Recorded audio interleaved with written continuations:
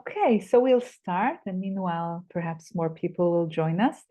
Thank you so much for coming here on a Saturday. For some people, it isn't kind of the usual time for such things. So I'm really glad to be here with you. And hi, Steinar. Nice to see you. And I really want to thank Francesca, which you see here with us, both for being here to support this meeting. And also, she is very, very central to the creation of the workshop that's going to happen in Berlin in about less than a week, actually, right? Am I right? Yeah. The workshop in Berlin, 3 days, 14th, 15th, 16th of June. So thank you so much, Francesca, for making it happen. So welcome again, everyone. What we're going to do today is both experience a very short shamanic journey. And I'm also going to talk about various things, and I hope we might have some kind of conversation. We'll have to see how it goes. I really want to share with you a few very interesting things that have happened in my personal process this past, I would say 10 days or so, because more and more as I continue my personal inner work, I see how much sharing it, even though it's, a bit, it exposes us, and it's sometimes very odd things, as you will soon hear. It really seems to help people, and it really seems to give a kind of, how would I say, sometimes inspiration, sometimes ideas, sometimes strength to continue on the path, which we all know is very often quite challenging, I would say. So I'll begin with lighting a little bit of sage. Now, I come from a very, very, very rational, non-spiritual background. And for me to do things like that, or to rattle with rattles, when I began my path in shamanic work, was really, really tough. Many inner selves, inner voices within me thought it looked ridiculous. It didn't make any sense. It's just, embarrassing. And yet I continue doing it, because I really very often see myself as a kind of spiritual scientist in a way, or a detective.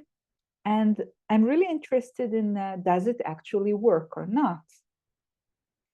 And most things that I tried worked and continue to work. So my skeptics and my very, very strong logical selves and selves that are very, wary of anything that can't be explained logically, they simply, little by little, they actually saw what worked, and they kind of, said, okay. So sage is very helpful. I want to ask you all, some people here I know and some people I don't. Some people I know have been doing shamanic journeys even, but probably not all of you. And I wondered if you could think for a second, if you had that tool, being able to just, feel that it's the right time and prepare your space a little bit and prepare your drumming and just lie on your rug or a mattress and change your state of consciousness and go on journeys which have certain missions or requests in them. You know, what would you do? What would you use it for? For example, you know, we all have things that give us pain, either from the present or from the past. We all have wounds, we have anxieties, we have deep yearnings that are not satisfied. We have so many things that don't work in our lives, from the most practical, like money issues, work issues, relationship issues, people who feel intimidated in society, or, you know, so many things. So just be for 1 second with what doesn't work right now in your life, or where do you feel you would like to have something open up? Where perhaps would you like to have more connection, more depth, more love, or anything else, more money, whatever. So make even a little list if you have the, if you can, you know, just a few things that pop into your mind that, wow, if I had a really good tool or way to work on it, these are some things I would like to work with and on.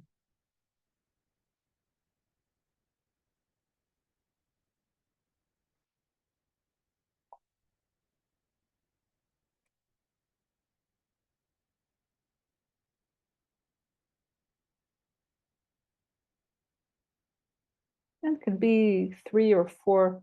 Usually, if we write for enough time, we can fill entire pages with things.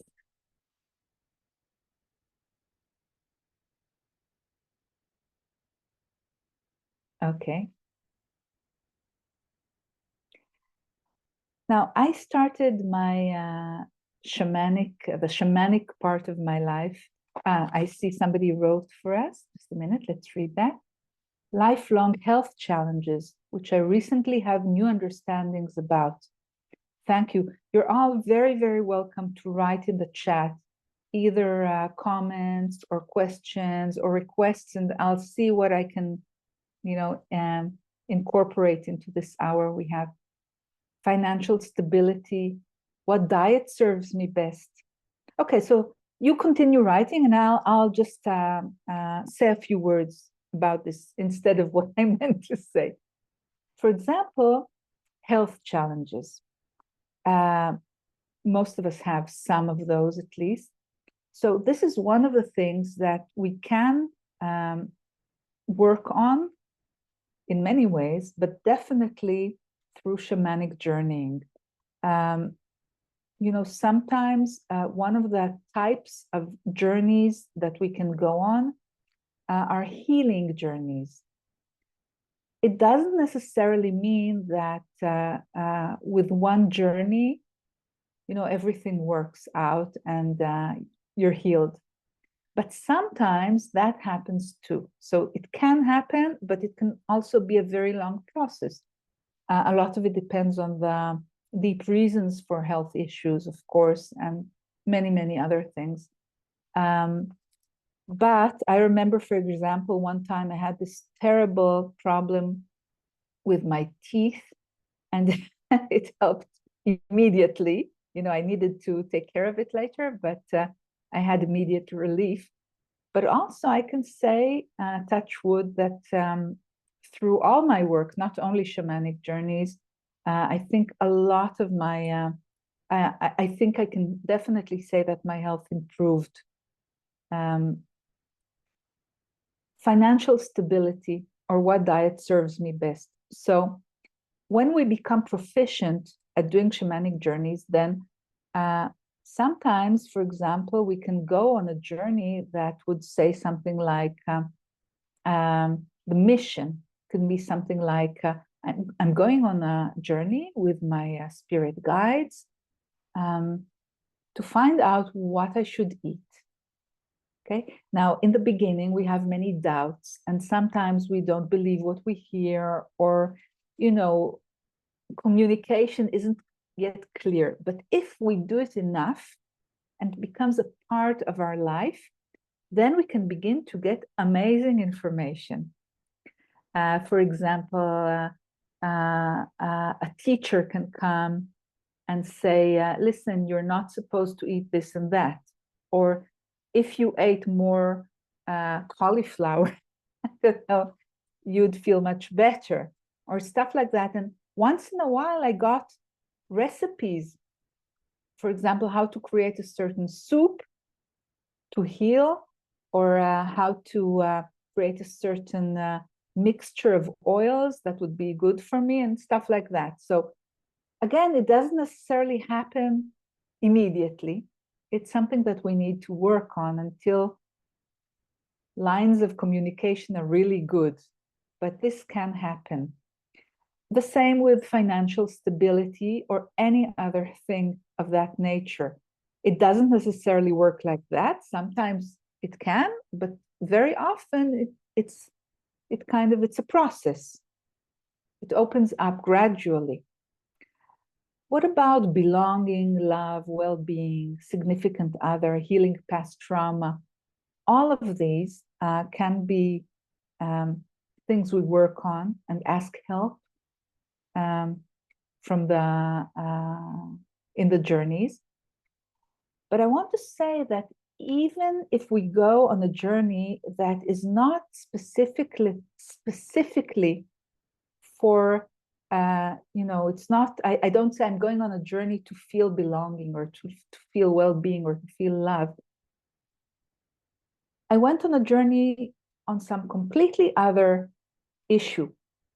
Still, simply by going on a journey, something amazing begins to happen, because the act of changing our consciousness and going on a journey, it changes us. Whatever we ask for, it begins to kind of clear us. It begins to make fascinating connections inside us and with spirit.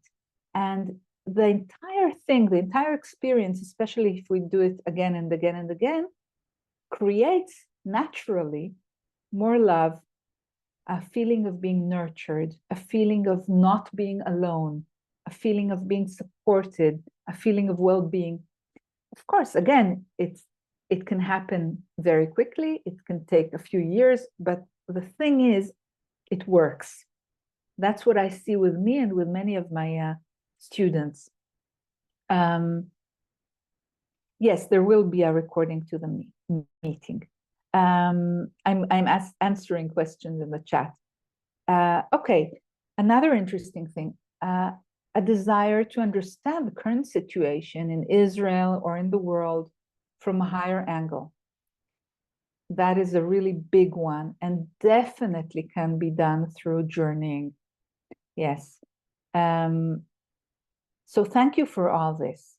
Now I want to move for a second from this to the experience I had.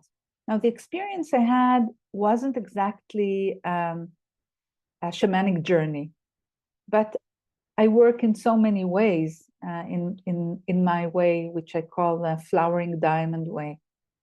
And it definitely, the fact that this happened has to do with A, doing a lot of work in general, and B, being on the path of shamanic journeying for many, many years. Because this really opens us up to so many possibilities that beforehand might seem completely improbable and impossible. So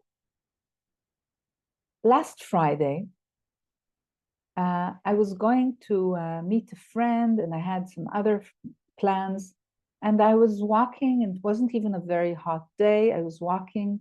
I had about a 30-minute walk. Everything seemed fine. And then when I reached about the midway, I suddenly felt very strange. I had no idea what was going on. I felt unwell. And I said, wow, I think I should sit down. So I looked around to find a place to sit down, and I sat. And then I said, oh my God, I think I'm going to faint if I don't lie down. Now I'm in the middle of the city.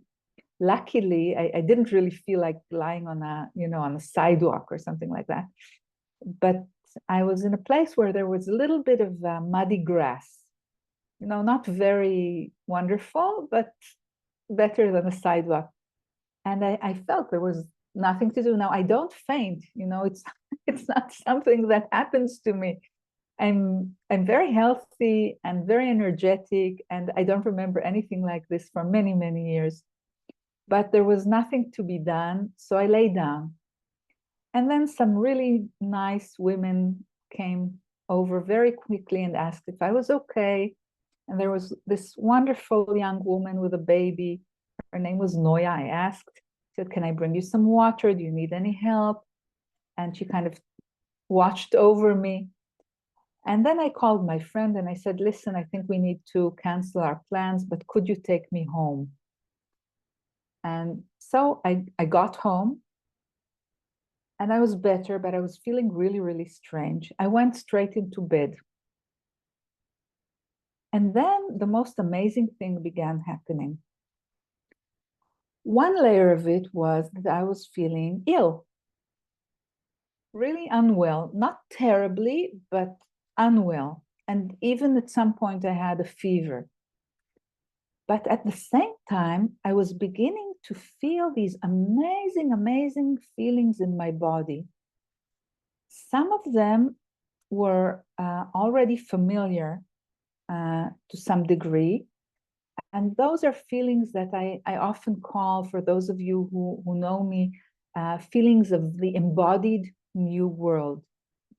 The new world, whatever that is, we'll talk about that perhaps, when you actually feel it in your cells, in your body, and you can't say this isn't happening because it's so real.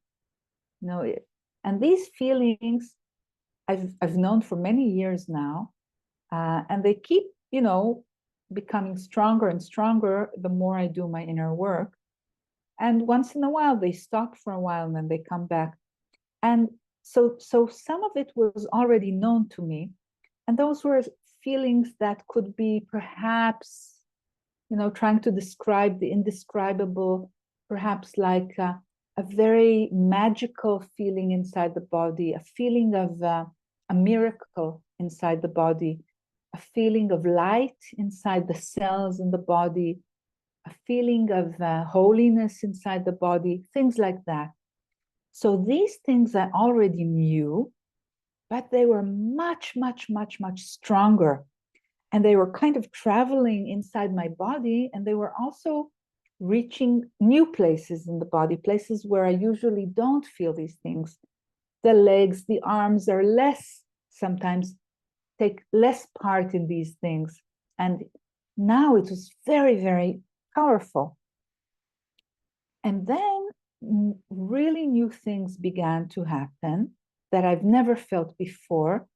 And, it's really, really difficult to describe these things. And I don't know if I can even try to do it. But it is an amazingly miraculous feeling, very, very healthy. Very, I'm feeling sick at the same time, yes, but it feels so healthy and so wonderful and so, how would I say, I'm searching for the words.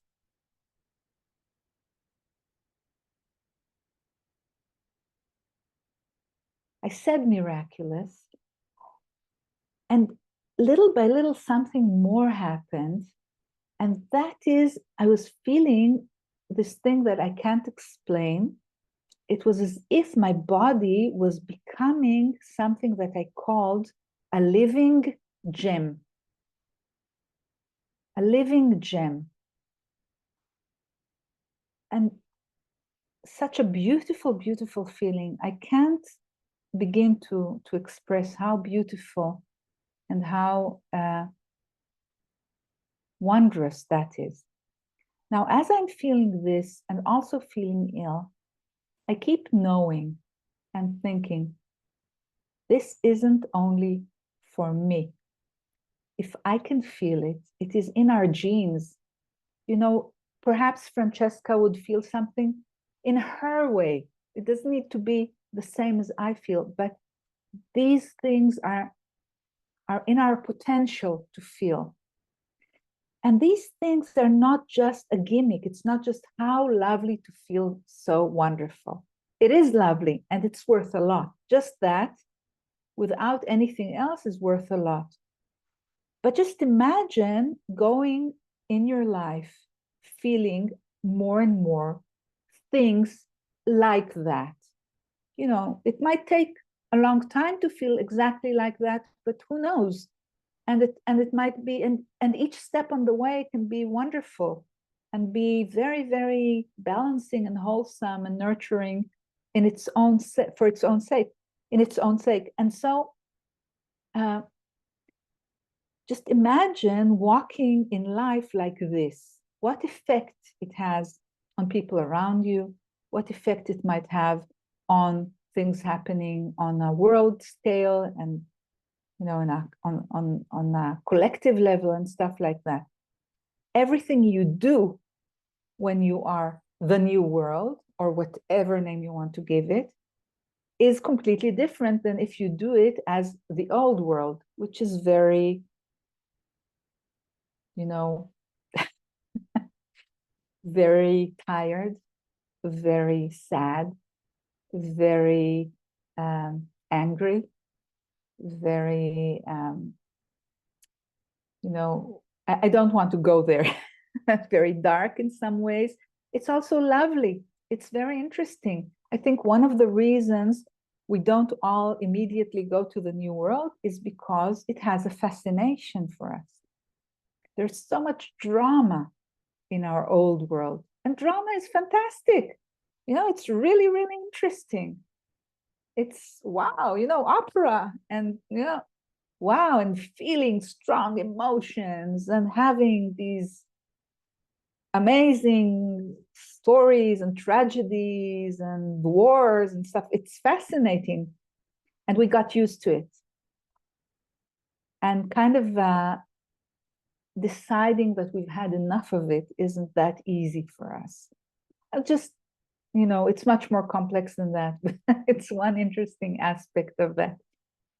So when you do your work constantly, and it can be shamanic journeys, it can be voice dialogue, it can be other things that I don't teach, it can be healing the past, and you do enough, and you become really important to yourself so that you really manage to devote time to yourself, to your process. And you do that day by day by day, even if it doesn't work in the beginning, even if you don't immediately see results, but you know, I need to nourish myself. I'm the only one who can do that. And you do it enough time, amazing things begin to happen. It begins with just simple healing, which is extremely important, you know, just feeling more and more balanced in your life and, you know, having less problems, having less fights, having things work a little better in your life. And then, you know, realizing that you're more than you thought, that you're so much bigger and there are so many more options and that so much more is available to you, and that you really want to get to know yourself. So kind of more and more. And then, you know, as this happens, you also become more and more able and willing to touch painful issues and to heal them. And if you're working with shamanic journeys, then suddenly you discover that so many things in spirit are just waiting for a chance to help us. You know, we just need to give it a chance and they're just waiting, just say yes. And when they start helping us, we feel so much less alone, and things begin to move more easily. So of course, I'm just giving you glimpses of what can happen. And just think about the things that you wrote before and how perhaps it's beginning to connect for you. How you might start working on it in a new way and in a more committed way, perhaps. Sometimes I used to do maybe 10 journeys on the same subject in 1 year. If that's what's required, then I'll do it, because I want to feel good and I want to heal and I want to see what can happen more. And, I want to support myself and nourish myself. So this kind of developing this ability to continue, to persevere, and then it gets easier and easier and easier. Okay. Does anybody have any comment or question before we continue to do our journey?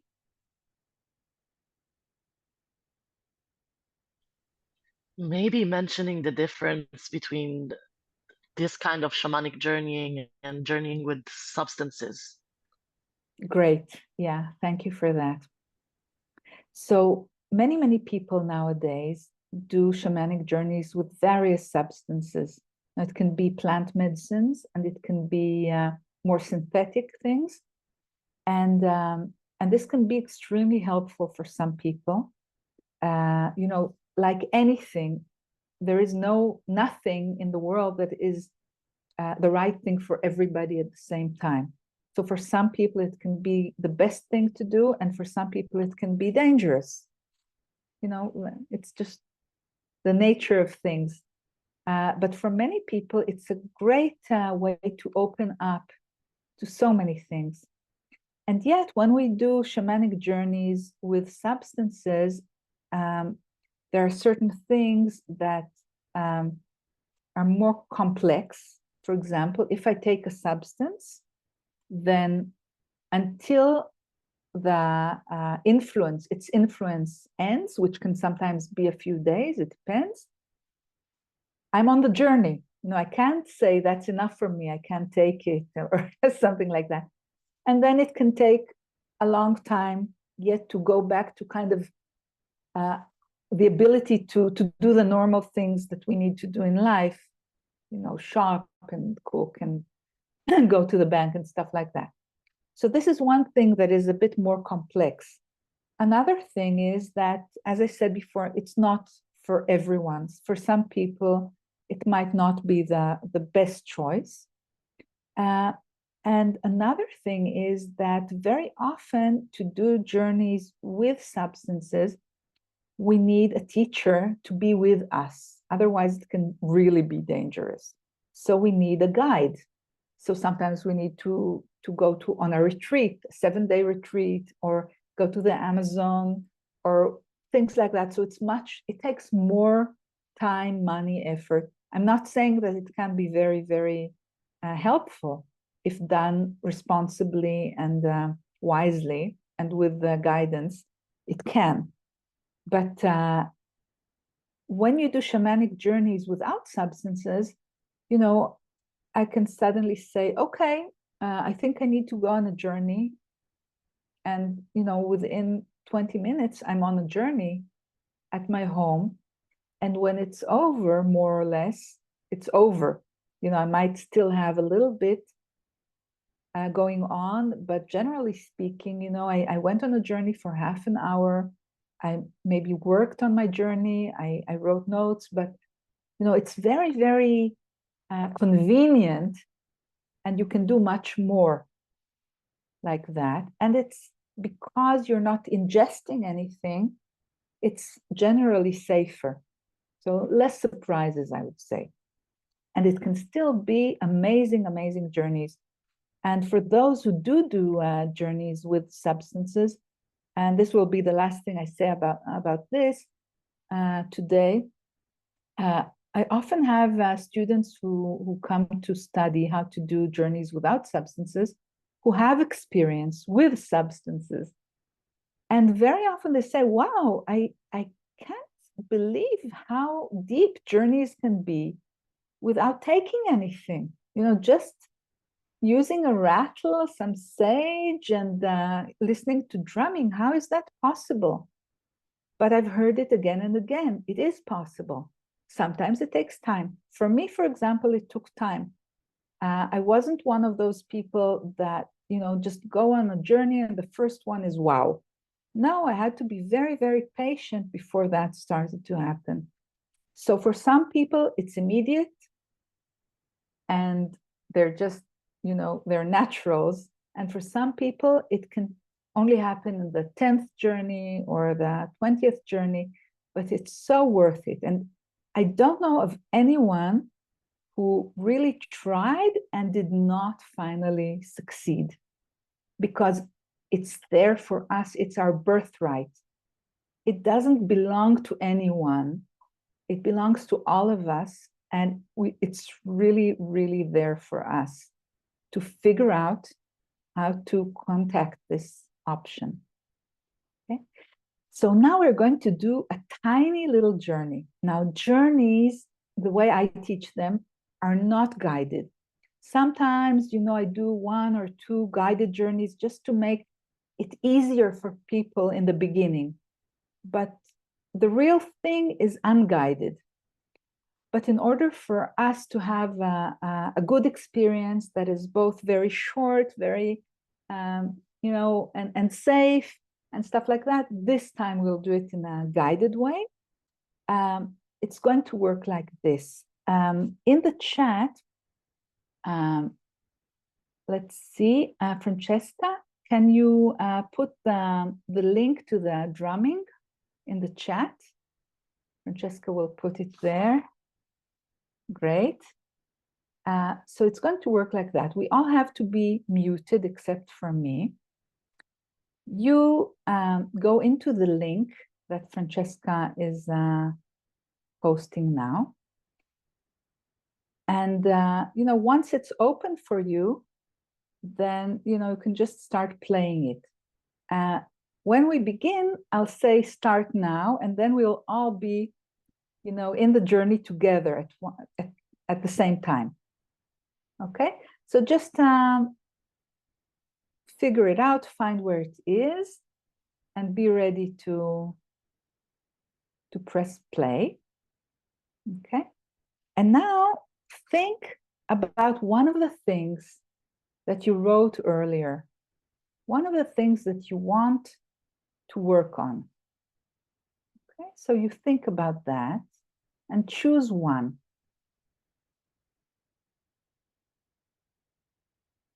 Now, journeys can be extremely, extremely varied. By the way, before I continue that, you can lie down. It's much easier to journey lying down for most people. So you can do that if possible, or at least be very relaxed. Francesca, what was I saying? I lost my way. We're saying to connect to one of the things that you wrote that you want to bring. Exactly. Thank you. So, so you think about one of these things. Now, journeys can be very, very varied. So you can do journeys for healing and journeys to the upper world and lower world. Yes, Francesca, can you resend the link again? Great. So you can do journeys to meet a teacher. You can do journeys to go through transformation, to go through initiation, to heal your knees or to heal your heart. Or, it's endless. The possibilities are really, really endless. But what we are going to do today is a journey to meet what is called a power animal. Now, a power animal can be any animal. It can be an ant or a ladybug. It can be an elephant. Sometimes it's not an animal, it can sometimes be a plant, but mostly it tends to be an animal. It can be a bird, it can be a chicken, and no one is better than others. So if you get a dinosaur or something like that, it's not, or a whale, it's not better or stronger than the ant. Okay, we're talking spirituality here and not, brute force or size. Okay, so the idea here is that we're going on a journey to find a power animal that can help us deal or learn something or understand something, or can somehow help us with the issue that we chose. So the issue that we chose, whether it's I really need more money, or whether it's I feel I can't breathe, or I'm so worried and I want help in relaxing, or whatever it is, really doesn't matter. There will be some kind of power animal that can help you somehow with that. And once again, I will guide you, and just listen to my voice and to the drumming at once, and we'll see what happens. And if it works, yay. And if you don't find the spirit power animal this time, don't worry about it. It's kind of like planting seeds for the future, and just hearing the drumming and being there is already a healing experience. Okay?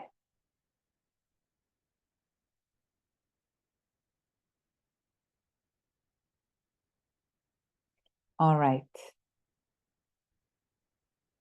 So I hope everybody is ready and everybody is on mute.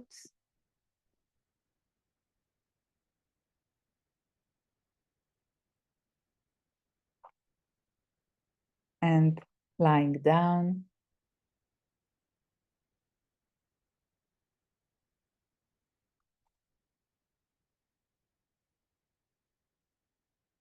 And now let's all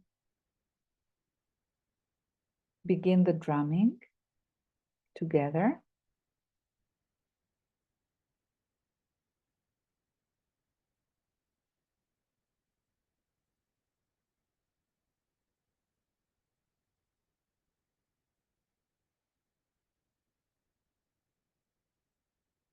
Okay.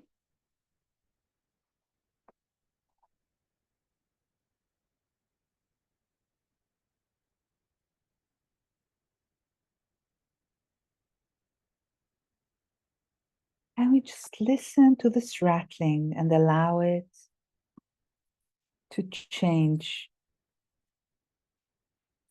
our state of consciousness very gently.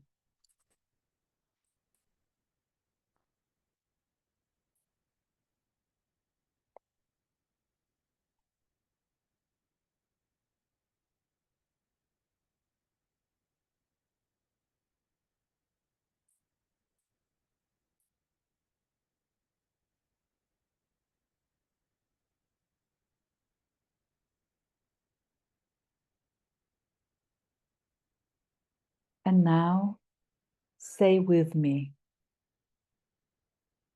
I'm going on a sacred and safe journey to meet a power animal that will help me. We'll say it again. I'm going on a sacred and safe journey to meet a power animal that will help me. I'm going on a sacred and safe journey to meet a power animal that will help me. I'm going on a sacred and safe journey to meet a power animal that will help me. And now, in your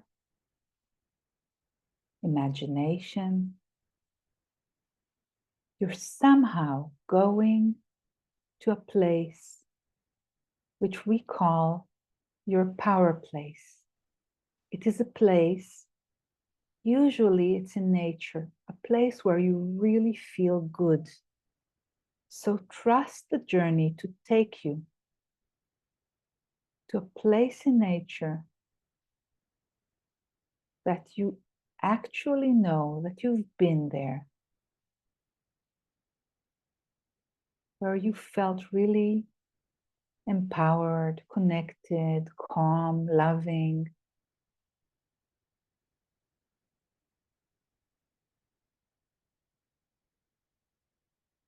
And you notice the sensations in your body. You feel everything. You hear everything. You smell.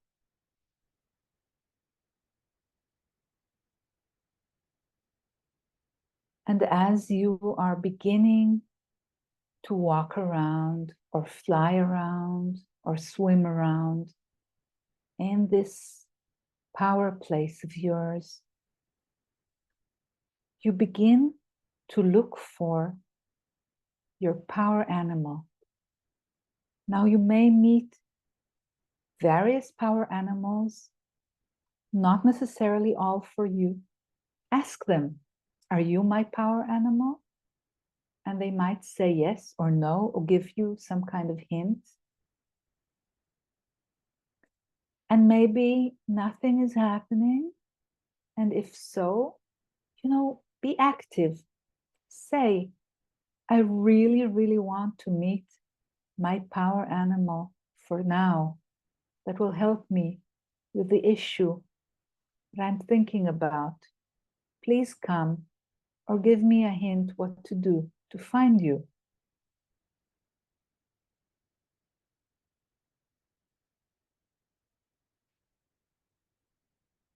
Now, if and when you meet one and you ask it and you know it's your power animal, do things you do when you meet and ask it in what ways it can help you and how, and whether it can show you right now some of the ways or tell you something meaningful. So now I will be quiet for a few minutes so that you can have your own experience, even if it's a short one.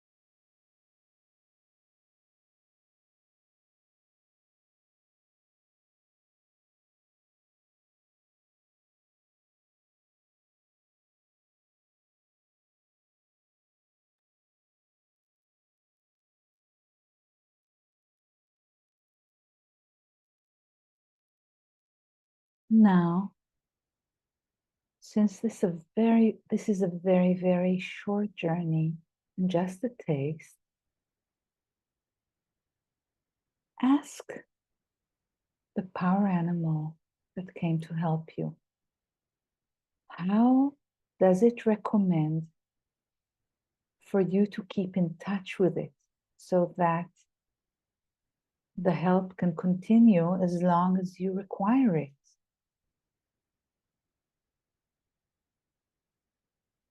Is there a ritual, some daily meeting, or anything else that you can do?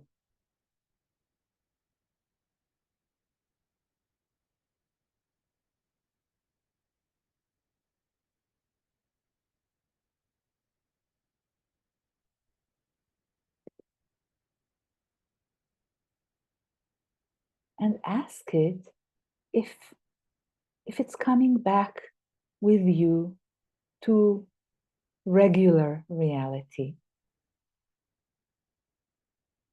and how that's going to work. Is it just coming with you, or do you put it somewhere in your pocket or in your bag or in your body for as long as you need this assistance, or something completely different?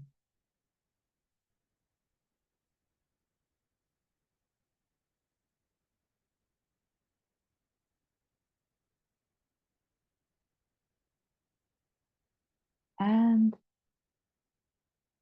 you say thank you to the power place, and thank you to everyone who helped you, whether seen or unseen.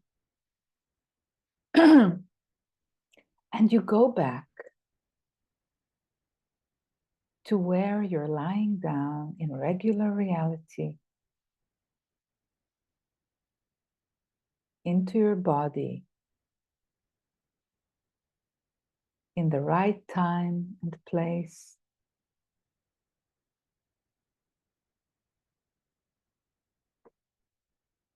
And sense how your body feels now.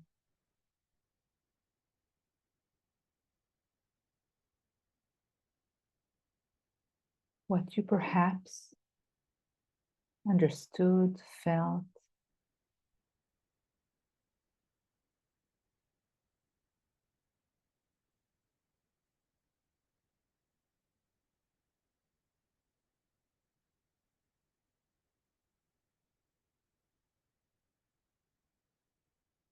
And remember, it doesn't necessarily happen the first time. It's absolutely fine if nothing happened. It takes time. So very, very gently, you come back to a regular or more regular state of consciousness.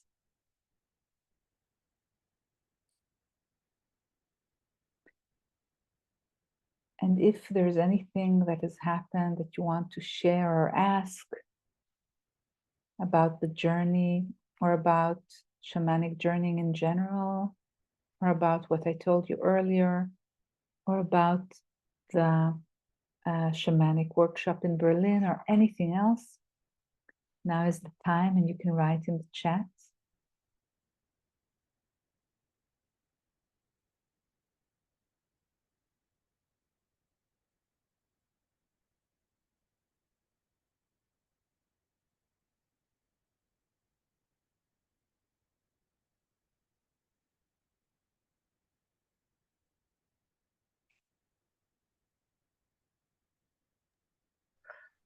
I just want to say thank you. Even if it was a really short journey, it was really deep for me. Oh, how lovely. Wow. Yeah, yeah. I was met by a hummingbird Oh, wonderful. that gave me a lot of beautiful message, and there's a lot of tears. I'm still tearing up. So, Mhm. That's so beautiful. and yeah, so Yeah, I'm gonna send the link again in the chat for the journey in Berlin. yes, please. Yeah. Um, we have a question. Why do we need the drumming? Is there another music that is possible? So very good question. Now, there are very, very, very many ways to go on shamanic journeys, and many cultures who had different ways of changing the state of consciousness. For example, through singing or through moving or through plant medicines and all sorts of ways. Drumming is very efficient for many of us. So it seems to work really well for a lot of people. Sometimes in the beginning, it's a bit weird or annoying, but usually people get used to it and it works for them. But naturally, there are other ways. Thanks for the question. Anybody else want to share or ask?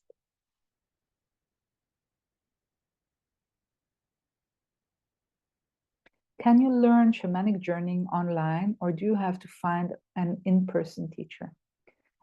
Yeah, well, during the COVID years, I remember we had a shamanic workshop, not workshop, actually a long course, and suddenly COVID came, and we moved it all to Zoom. Yeah, you can do it on Zoom too. Of course, it's really great to be in person, but it's possible. We did great work on Zoom together.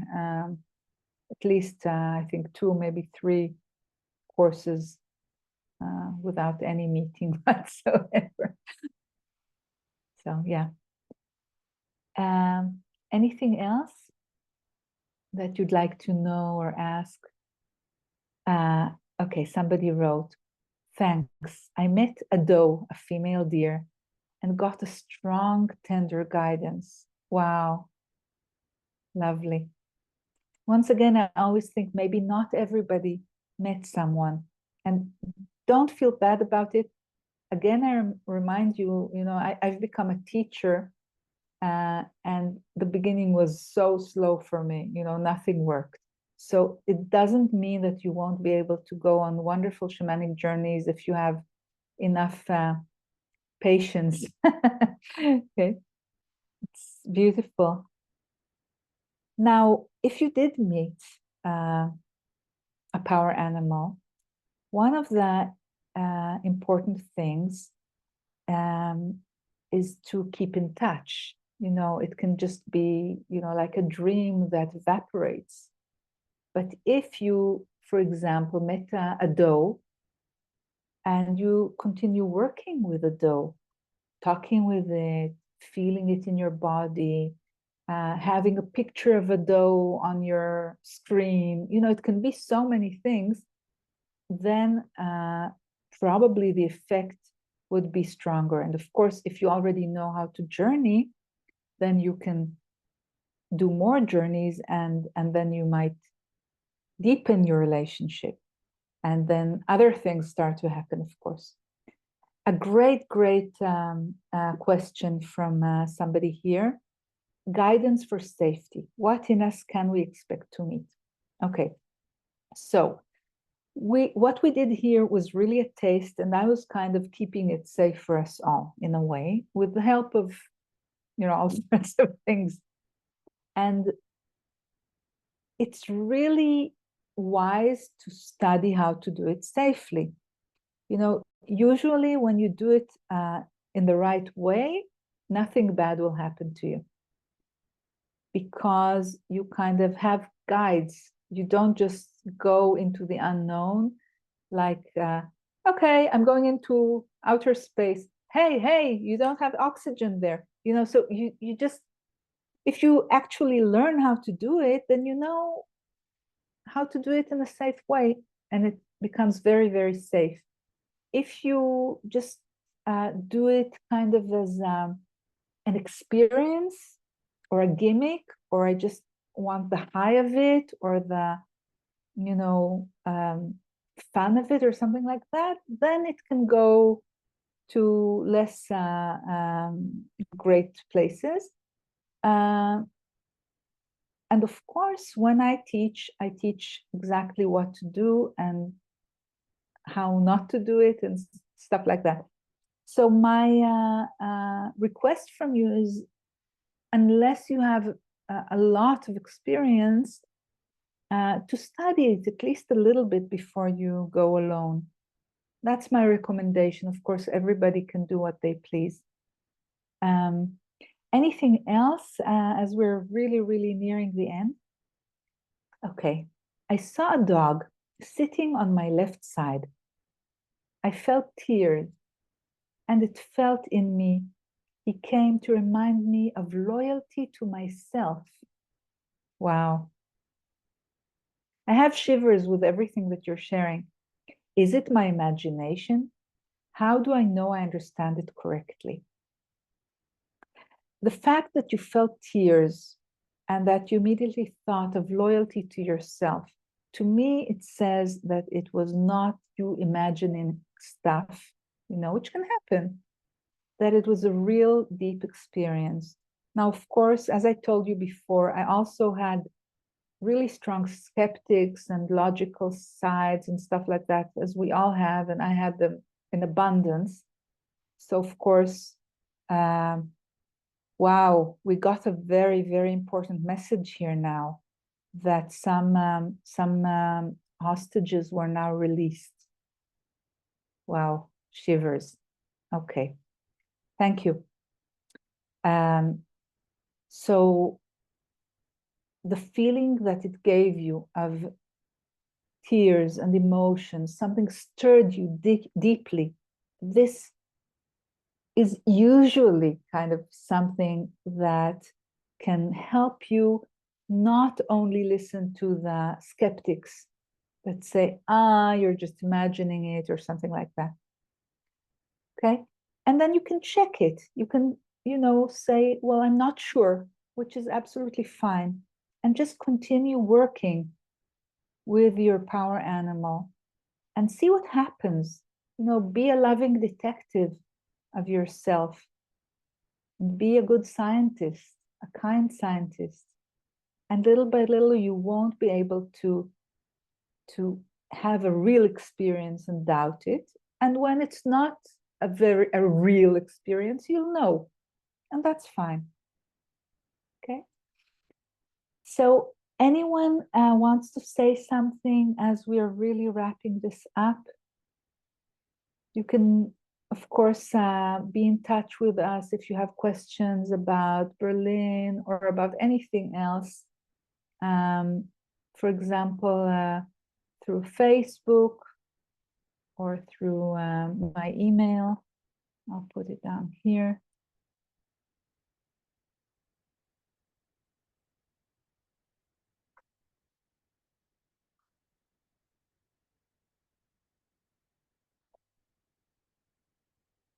Okay. And thank you so much for being here. And I'll see some of you in Berlin. How nice. And some of you I'll see some other time. And thank you so much for coming. It was a real, real pleasure to be with you. Thank you. Thank you, Elisheva. Thank you. Thank you all. Bye-bye. Bye. Bye-bye. Thank you.